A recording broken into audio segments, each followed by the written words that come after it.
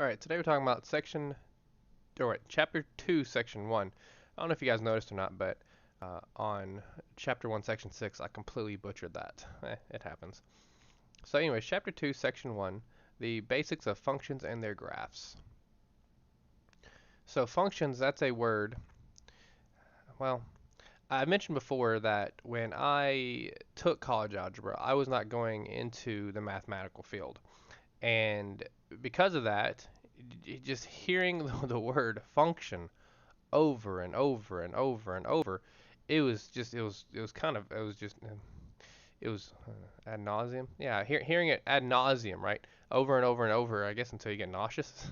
uh, it was crazy, and so I'm pretty sure many of you are going to be having the same feelings that I do in this course, especially because I'm just spitballing here, but I don't think there's many of you going into mathematical field as of not right now, anyways. But with that said, it is something that's very important, obviously, right? Because a function that's how we map our numbers and ideas to a graph and interpret the world and the universe around us. And so it makes sense that we hear that word ad nauseum. But anyway, starting off, let's talk about the definition of a relation first, right? So a relation is any set of ordered pairs. Of course, we've talked about ordered pairs before.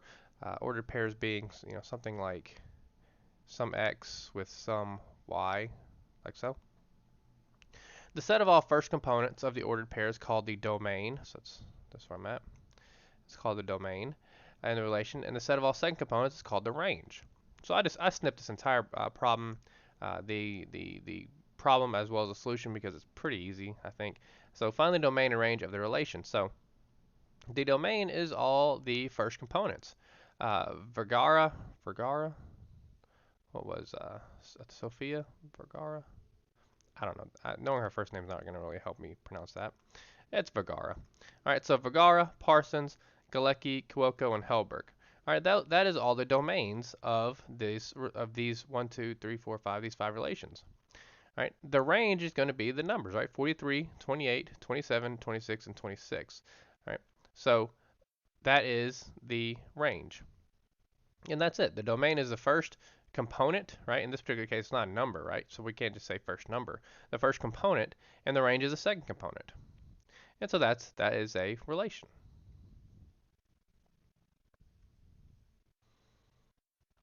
Right. Next up, we're going to talk about functions, and thinking the best way that I'm going to explain this to you guys is the way that um, to me, the way I fully start to understand it. Alrighty, so first off, we're going to have our definition of a function. So let's read that real quickly. So a function is a correspondence from a first set called the domain, which we called our x in our ordered pair right here, right? The first part, uh, first set called the domain, to a second set called the range, which is the second part, right? The y, such that each element in the domain corresponds to exactly one element in the range. All right, so it's pretty mathy, it's pretty wordy, but let's just try to examine this through the lens of a machine. Okay, so we're gonna have us a machine like so. Yeah, let's make it spit out to the side here.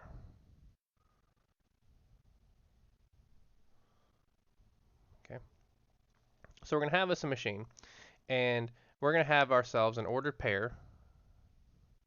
All right, and let's make x be yellow, and we'll make y be blue. Okay. All right, so what we do is you're basically putting some x into the machine. Okay. This machine is my function, and it's denoted by f of x. Okay. That's the that's the default way to notate a function, right? So no, you know how when we talk about variables, the most common variable is x, correct? Well, functions have names as well. This name corresponds to this letter right here. and the most common is f of x. You've probably seen g of x, h of x, k of x, things like that. Those are just different names for functions. So how variables can have different names, so can functions. But just the very basic way to write this is f of x. But anyways, so we put our x into some function, the function being f of x, and then the output is going to be my y. Okay. Now, to give you an idea of this, an example of this, we're going to do an example of these later, but since I'm on this topic, let's actually go ahead and cover it. Okay. So let's have some function. Some function is going to be, we'll just say 2x plus 1. Okay, that is some function. That's this right here. All right. Well, if I wanted to find f of, and let's just pick a number. Let's pick 3. 3. All right. And again, keep in mind that I'm color coordinating this. Okay, because I'm plugging in a 3 into my my little machine there, right? Well, if I plug a 3 in there, I'm plugging a 3 into my function. So I'm going to put a 3 into my function over here. So it's going to be 2, and it's going to be times 3 plus 1, like this. All right? And then therefore f of 3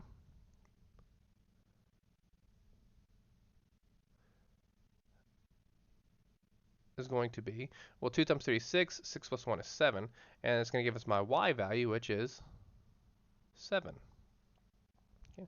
So that's how that, very simplistic machine works. And like I said, we're going to see examples of this later on, but I just want to cover this topic now. I also want to talk about something else real quickly before we do proceed. Well, we'll proceed here, but all right. So up until now, well, I mean, you're familiar with functions, but let's just start with the very tippy top thing of mathematics, right? Not tippy top, but the very broad thing of mathematics. And that's just going to be equations, okay? So we have equations, right? Everything that we're going to deal with is an equation. Um, well, not everything we deal with, but just bear with me here, a hierarchy here, okay? Well, some equations, some of them are going to be what we're talking about now, functions.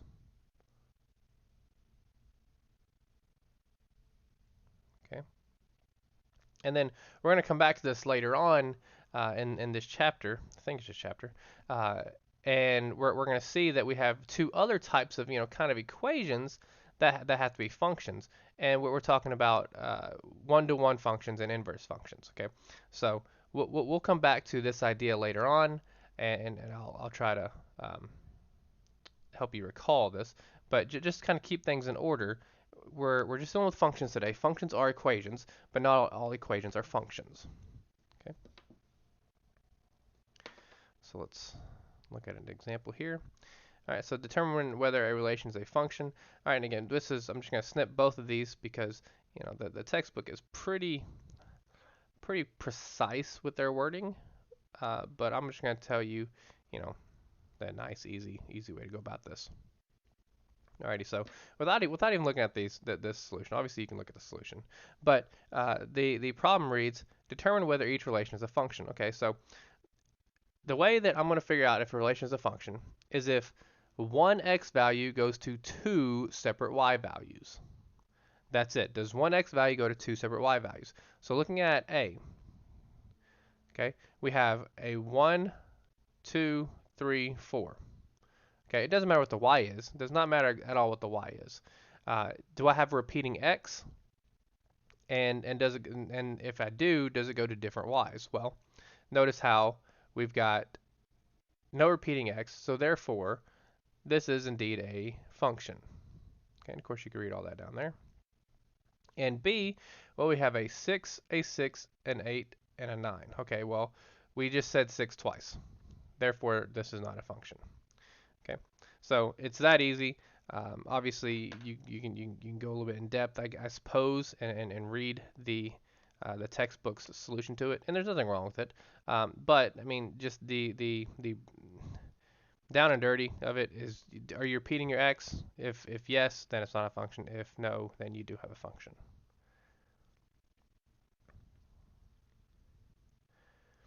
Okay, so that's actually pretty important. So let's go ahead and put that in there.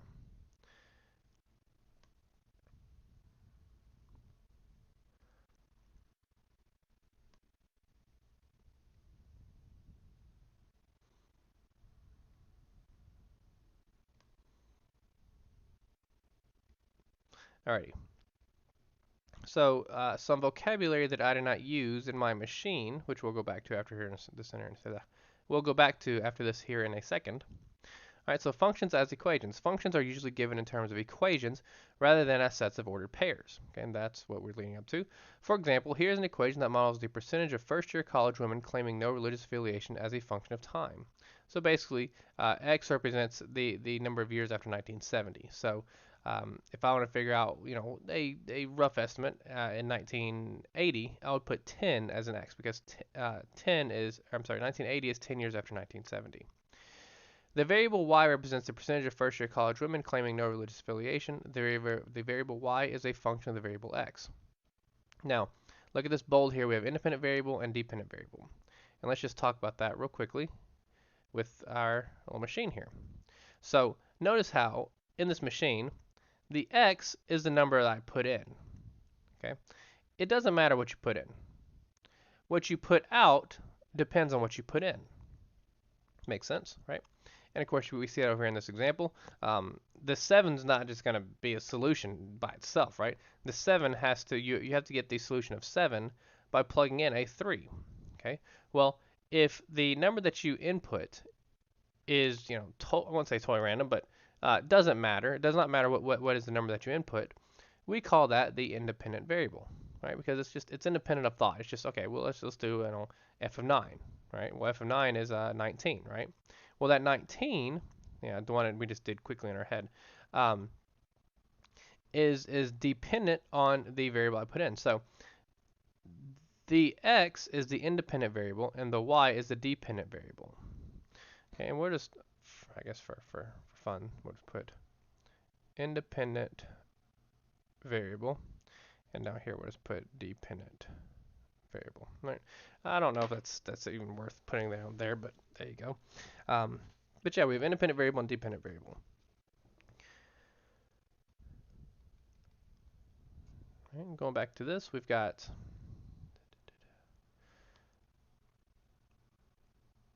okay, so we have seen that not every set of ordered pairs defines a function. Similarly, not all equations with the variable x and y define functions. So that's what we went back to here, right? Um, all functions are equations, but not all equations are functions, because well we have that relation, right? We can't have we can't have the same x going to two different y's.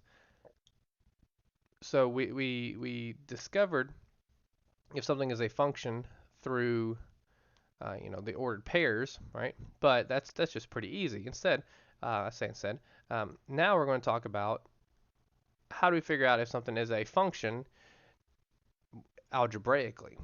Okay, so looking at this problem, let's just start with A here. All right, so first thing we're going to do for all these is we're going to solve them for y. Well, it's pretty easy. Let's just go ahead and subtract x squared from both sides, right? So we're going to have y is equal to 4 minus x squared. Okay, now looking at this problem, it is a function. Now obviously my eyes are trained for it, I can tell, but here's how you can tell. Let's jump to B real fast, and then you'll be able to tell y. I can tell pretty easily. So let's jump to B. So let's solve this for y again. So we've got y squared is equal to 4 minus x squared. Okay. Well, we know that in order to solve for y squared, we have to take the square root of both sides. And if we take the square root of both sides, we're going to have y is equal to, remember, plus or minus the square root of 4 minus x squared. Okay, so we'll put a green check mark here on A, and B obviously is not going to be. But here's why. So look at how we've got uh, for my Y here. My Y has a plus or minus. All right, that basically tells me that for some X value, I'm going to have two Y values. Right? Not all of them. Let me see, but most. Let me see. They even might be all. Let me see. 0, the square root of 2, uh, 2, which is 4. Yeah, okay. So 2, if x were 2, then that would be the only case where we'd have one y, right? Because 4 minus 4 is 0. The square root of 0 is 0. All right, but let's just say that it's 1. So 4 minus 1 squared, that's 3. And we'll end up having plus or minus the square root of 3. And notice that how we have two separate y values. Y is equal to these two values plus the square root of 3 and the negative square root of 3 when my x is equal to 1. So that is the deadest of giveaways. So hopefully you're able to follow along and that made sense there. All right. Y, I don't have a plus or minus, so I know that it is a function. Uh, B, I have a plus or minus, so I know that it is not a function.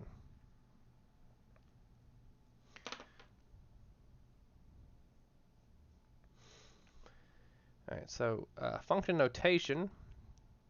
We've talked about functions before, and I say we've talked about it. Again, you've heard functions before. I'm not going to snip this, but down here, this is we use this notation here, the f and then the x in parentheses. That's read f of x or f at x, right? And it represents the value of a function at the number x, which we very quickly crash course did right here. Again, we're going to have more examples of these here in a moment, but this is our function notation. And you basically, again, you plug in the x value everywhere where you see an x, and then you get your y out. And I'm pretty sure that might be the next example.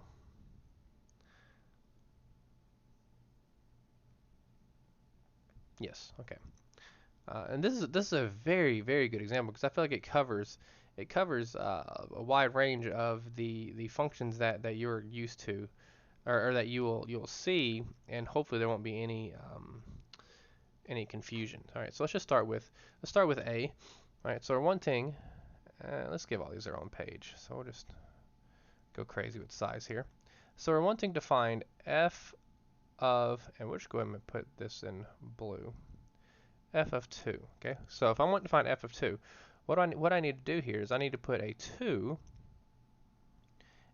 everywhere you see an x in the equation. So we have 2 squared plus 3 times 2 plus 5. Okay, and then we just do the arithmetic here. Well, 2 squared, that's 4, plus 6 plus 5, we got 15. Okay, so f of 2 is equal to 15. And of course, this is a very easy one. The B, now B is one that I feel like kind of stumbles some folks.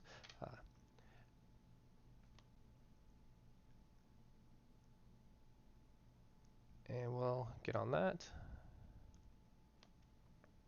All right.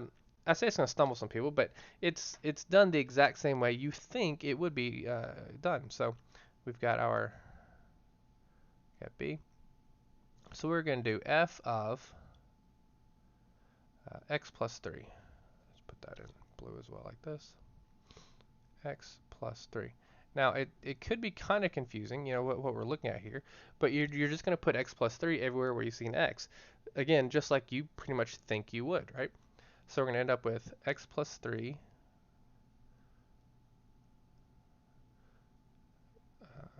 squared. Let's move this down just a little bit. I don't want to go a little off center there. Kind of want to keep these centered. There we go. All right, so x plus 3, and then plus 3 times x plus 3. And then plus 5. Right. Now, of course, the arithmetic behind this is going to get a little crazy. All right, so all that is equal to, right, well, x plus 3 quantity squared. If you recall, we had a formula for a plus b quantity squared that was a squared plus 2ab plus b squared. I said you probably should memorize it, and this is why. So we've got x squared plus 6x plus 9, and then that is plus 3x plus 9, and then plus 5. All right, and then we're going to combine like terms here. So we've got 1x squared, right? And so my x's is going to be plus 9x, so plus 9x. And then 9, 9, and 5, it's 18, it's 23, so plus 23. And I don't think we can factor this. 23 is a prime, so yeah, we cannot factor that. So that's b. Okay. So again, the way you solve this is again how you think you would. You just plug it in. Now I'm going to go ahead and rewrite that equation because I feel like I really want you to follow along quickly. Right? So a plus b quantity squared is equal to a squared plus 2ab plus b squared, and that's the form of this right here. Okay, that was a plus b squared, so we just x squared plus 6x plus 9. And then if you have a minus b squared, b minus b quantity squared, that's just going to be a squared minus 2ab plus b squared. Okay, so that's the formula that we did really quickly in our head. All right, and the last one is usually the toughest one, right? And this is, it's kind of up for debate here, but nobody likes negatives, so I guess that's why they put it last.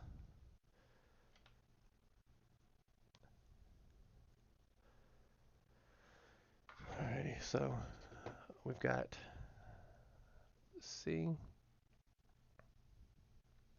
So we're going to do f of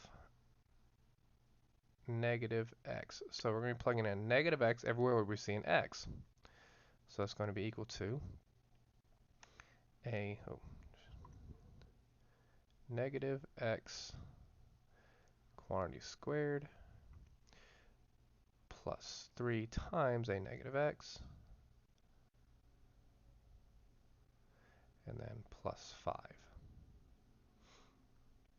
So doing this arithmetic, well, negative x quantity squared is just going to be x squared, right? Negative x times negative x is positive x squared. And then minus 3x plus 5. And again, we have a prime number of 5, so we can't factor this, but that's it. That's C. All right, so graphs of functions. Let's see. I don't.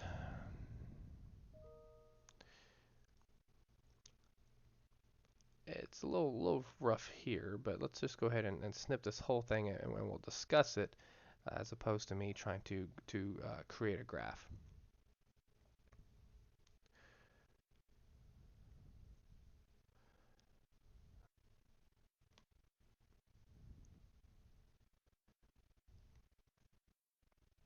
All right, so this problem. Graph the functions f of x equal to 2x and g of x is equal to 2x plus 4 in the same rectangular coordinate system.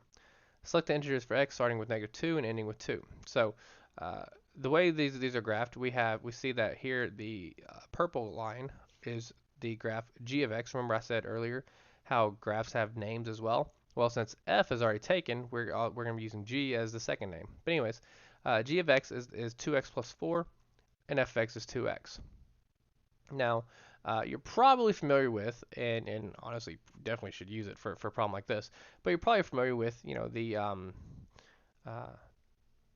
oh shoot, I forgot, slope-intercept form, right? G of x is in slope-intercept form. We have the intercept at 4 and my slope at 2x. And f of x is also in slope-intercept form. It's just the intercept is 0. But anyways, and the way these graphs are made is by basically just plugging in values of from negative 2 to positive 2. So using this for f of x equals 2x, if you plugged in negative 2, you got negative 4. So we plotted the point negative 2, 4. Again, we're looking at the blue line here first. If you plug in -1 into our function, then you got -2, and then you plot -1, -2, and then so on until you get this blue line. And of course, same can be said for the purple line.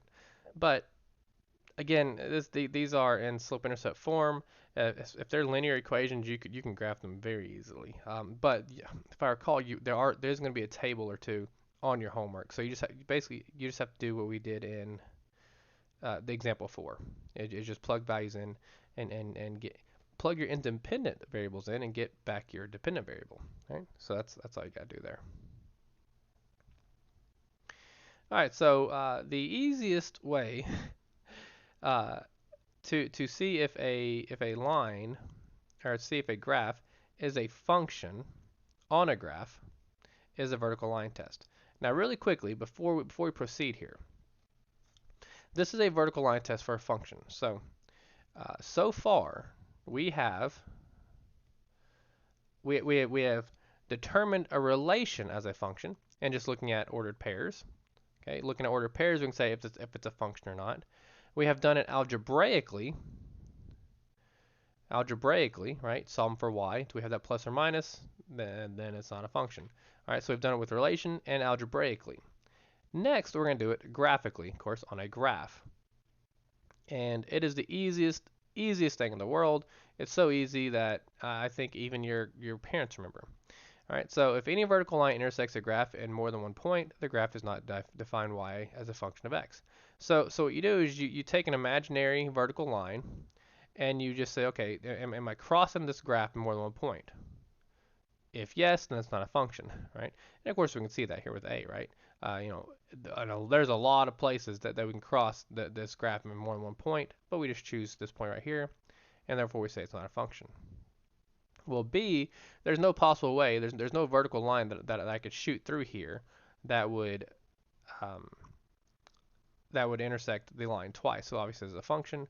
Same can be said for C. And of course, D is abundantly obvious. Our vertical line can cross in more than one point. Now, that is probably as hard as it gets for a vertical line test. It's super duper easy, and I know that I know that many people remember that. All right. So let's talk about some information about a graph. Pretty important stuff here. So you can obtain information about a function from its graph. At the right or left of a graph, you'll find closed dots, open dots, or arrows. So we've seen closed dots and open dots. So a closed dot indicates that the graph does not extend beyond this point. Right? So we know that a graph it cold stops there. An open dot indicates that the graph does not extend beyond this point, and the point does not belong in the graph. And of course, we've seen this in number lines, right? If we use a solid circle, a solid dot, then we include the number. Whereas if we have an open circle, then we do not include the number. Okay. And then lastly, an arrow indicates that the graph extends indefinitely in the direction in which the arrow points. So let's go back and look at this. Okay, well, example 6, besides A, we just have arrows pointing left and right, so indicating that we're going on and on and on forever. But of course, we're going to have examples here in a moment that don't.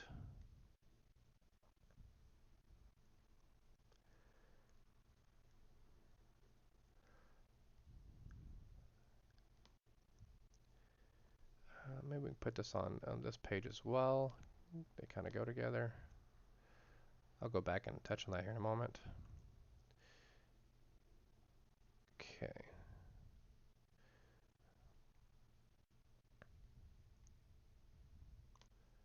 And this is the one. All right, so go back to what I said we'd touch on here in a moment. Identifying domain and range from a function's graph. So a brief review, we're going to talk about interval notation. So square brackets indicate endpoints, okay, indicate that we do include the number. Parentheses indicate endpoints that do not include the number, right? Parentheses are always used with infinity or negative infinity. Of course, we talked about that in the previous section. All right, so for this problem, we are tasked with finding the domain and range. Let's see. Maybe I might have skipped something. Let me see how they wanted us to do this. Okay, they want us. So we're going to do it in set builder and in interval notation. B, C, D. Do we skip A somewhere? Oh, okay. All right. Well, there's A. There we go. Current page. Okay. All right, that's a little weird, but we'll just we'll live with it. Okay. So we have starting with A, we are tasked with finding the domain and the range. Alrighty. So looking at A, the domain is going to be all the values, or where the not all the values, sorry, where the graph exists on the x-axis.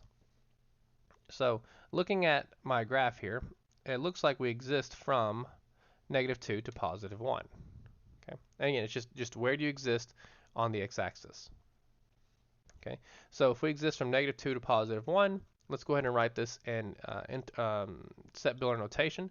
So if you recall, set builder notation starts the same every time, right? We're gonna have a curly brace, and we're gonna say x because my variable is x here, and it is for all 5 of these. So anyways, x such that, okay, well, what is x? Well, x has to be between -2 and 1. So recall that we just say -2 is less than or equal to x, which is less than or equal to 1. Okay, now, where did I get these less than or equal to? So probably should have said it first. Sorry about that. But looking at my graph here, notice how we have closed circles. The closed circles indicate that we include those numbers, and of course that's why we do the or equal to parts. Okay. Alrighty. Next up, we're going to do this in interval notation. Interval notation is pretty easy, so it's just going to be we're going to put a bracket. It's going to be from -2 to +1 bracket. Okay, and that's A. Well, that's the domain. Sorry, that's the domain. Let's see. I probably should have. Um, let me erase this real quick so you can. We're doing A, and this is the domain.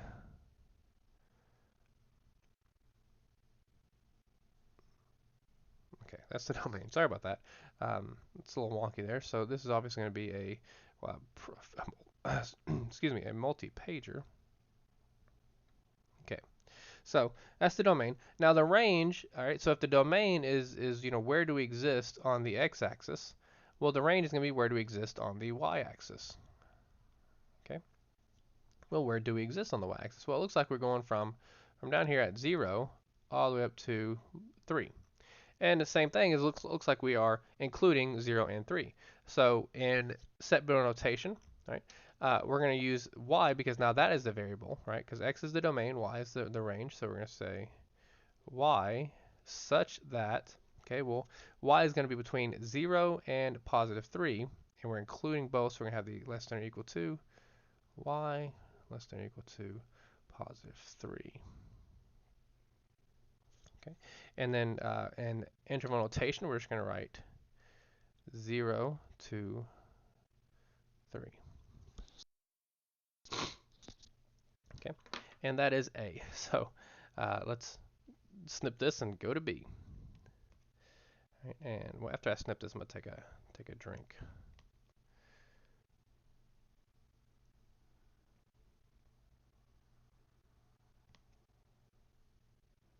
Right, one moment.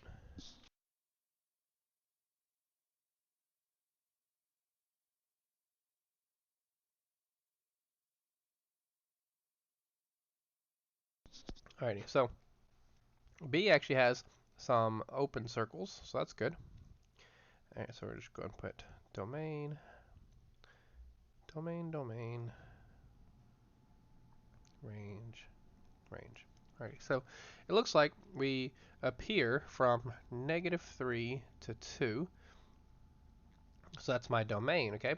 But we're not including -3. So in set builder notation, we would say x such that, okay, well, x is between -3 and 2. So we do -3, but we're just going to put a less than because we're not including -3, which is less than or equal to +2. And we do the less than or equal to because we are including 2. And then in interval notation, we use a parentheses for -3 because, again, we are not including it. And we go like that. Now my range looks a little weird. Okay, it looks like we're just going from 1 to 2. And I mean, I guess I could try to draw it on there, but I mean, it's so minuscule, right? It's just going from 1 to 2. Well, we would say, or we would write y such that we're going from 1 to 2, but we're not including the number 1, right? Because, well, it's got an open circle down there. So we'd say 1 is less than y, which is less than or equal to +2. And then my interval notation, I'm just going to say 1 to +2. Okay, and let's do C.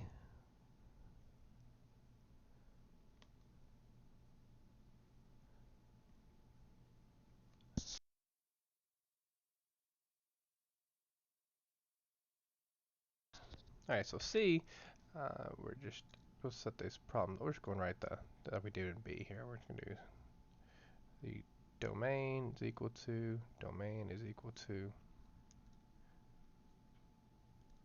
if I can write this right, there we go. The range is equal to, and the range is equal to. All right. Looks like my pen's dying. So the domain, it looks like we're going from -2 to a +1. Looks like we're including -2. So we're just going to go x such that -2, again, we're including it, to a +1, which we are not including. So we put the just simple less than. And then interval notation, we've got bracket -2 to 1. Now my range, it's a little easier to see. Sorry about that. A little bit easier to see here. Looks like we're going from a 1 all the way to a 5. Okay, so we would write that as, again, just in set builder, we've got x such, ooh, I messed up. It's not x. Sorry, that phone call messed me up. Y such that we're going from 1, and we are including it, 1 to, let me erase it. I can't really see. Here we go. All right, so from 1 all the way to 5. So less than or equal to y. Ooh, wrong button.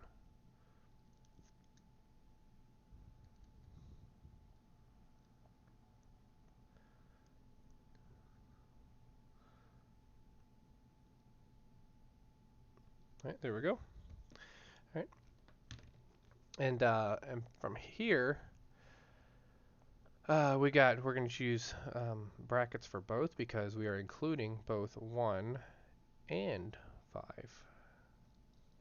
Right. And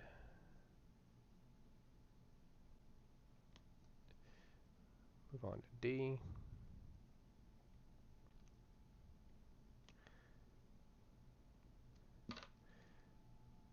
Right. So D, we've got domain, range.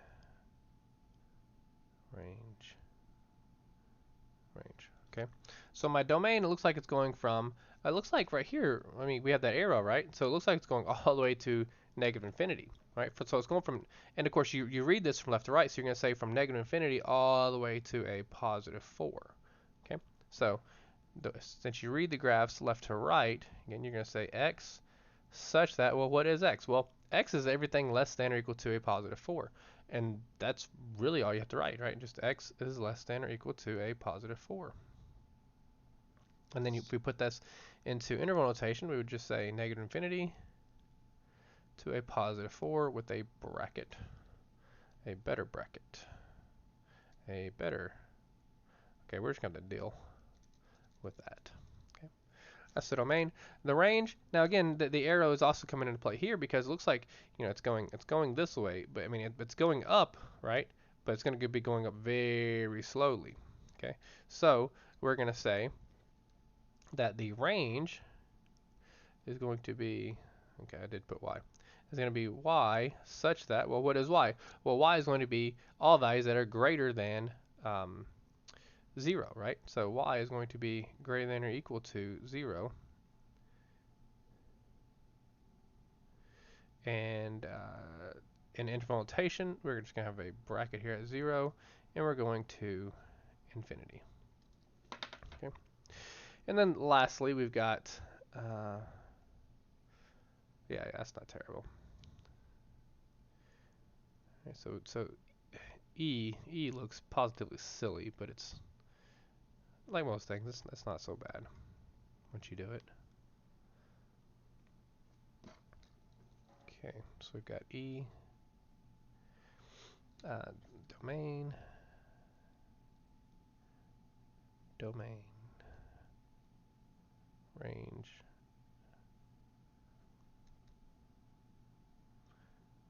range. Okay, so the domain, looking at the domain, it looks like we're going from 1 to 4, right? We are including 1 but not including 4. So my domain is just going to be x such that, all right, again, it's from 1 to 4, including 1 but not including 4. Of course, write that in bracket or interval notation like this: 1, 4. Now the range might be a little weird here, and it kind of is. All right, but you basically just state, what the range is, right? Well, the range is where we exist on the y-axis. So we would say y such that, okay, well, where does y exist? Well, honestly, looking at the graph, it just exists here at 1, it exists at 2, and it exists at 3. And that's it. It just exists at 1, 2, and 3. So, well,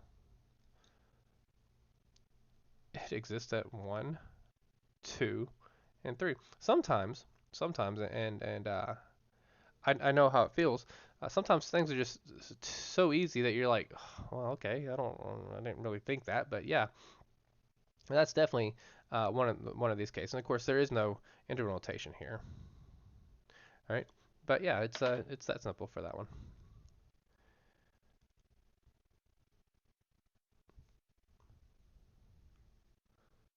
Right. Oh, well, and that does conclude today's well, yeah, I forgot that part. Identifying intercepts. We will definitely be talking about this more at a later date, probably at the next section.